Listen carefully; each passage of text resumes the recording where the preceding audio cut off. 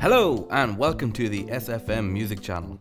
This is my 9th video in the Hitchhikers Guide to Music series. If this is the first video you're watching and you're a beginner musician, I highly recommend you starting at the beginning of this series. I'll leave a link here and in the description. This video is going to talk about intervals. To understand intervals, you really need to understand the major scale first. I explained the major scale in episode 6 of this series, to which I will also leave a link here and in the description. Intervals are often poorly understood, yet they are an important part of music. There is a couple simple rules to follow to figure out intervals. Once you follow the rules, it's quite easy. So firstly, an interval is the relationship between any two notes. They can be played together or not, they don't even have to be in the same bar. All it is a description of the difference between two notes. There are two factors in working out an interval: the distance in notes and the quality. I'll explain. When working out an interval, you must always work from the bottom note. This seems quite simple, but I have seen it misunderstood before. As well as working from the bottom note, you must always count the note you start on as well as the note you finish on. For example, let's take the notes C and G. Count from C to G, 1, 2, 3, 4, 5.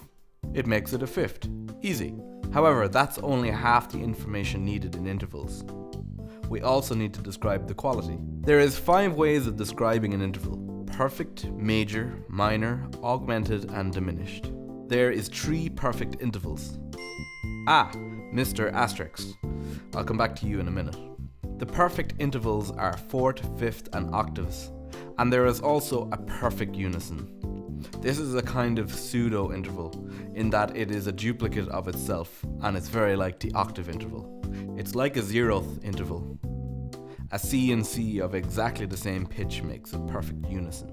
The octave interval is very similar to unison in that it's the same note, C to C, but 8 notes apart.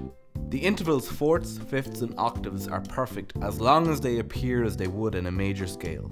Take our C to G interval for example. C is the bottom note, so we shall use the scale of C major. We count up 5 notes up the scale, C, D, E, F, G. Yes, it's part of this major scale. It's a perfect fifth. So it's also still a fifth if it's a G sharp or a G flat. It's just not a perfect fifth. So if we look at the major scale again, we now understand 4 of the 8 note relationships: perfect unison, perfect fourth, perfect fifth, and perfect octave. Every other note in a major scale is major in quality in relationship to the bottom note. C to D is a major second, C to E is a major third, C to A is a major sixth, and C to B is a major seventh. If you sharpen any major or perfect interval, they become augmented intervals. C to D sharp is an augmented second, C to G sharp is an augmented fifth, and so on. If you decrease any of the major intervals by 1 semitone, the second, the third, the sixth, and the seventh, they become minor intervals. C to D flat is a minor second, C to E flat is a minor third, C to A flat is a minor sixth, and C to B flat is a minor seventh. If you flatten any of the perfect intervals, they become diminished intervals. There's a diminished octave, a diminished fifth, a diminished fourth, and yes, a diminished unison. Okay, so that deals with all the intervals inside an octave range.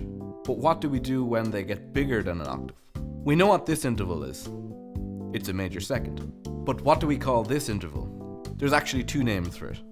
We can call it a compound major second or a major ninth. They both mean the same thing, although the term compound interval is used much less in the real world. This is easily extended out: a compound third or 10th, a compound perfect fourth or perfect 11th, and so on. So to summarize, intervals: count from the bottom note. When counting the notes, include the starting and ending note. If it's part of the major scale starting on that note, it's a major or perfect interval. Major intervals flattened become minor intervals. Perfect intervals flattened become diminished intervals. Major and perfect intervals sharpened become augmented intervals. So, thanks for watching, and if you enjoyed the video and you want to continue learning about music, please hit the subscribe and bell button below and feel free to share or comment.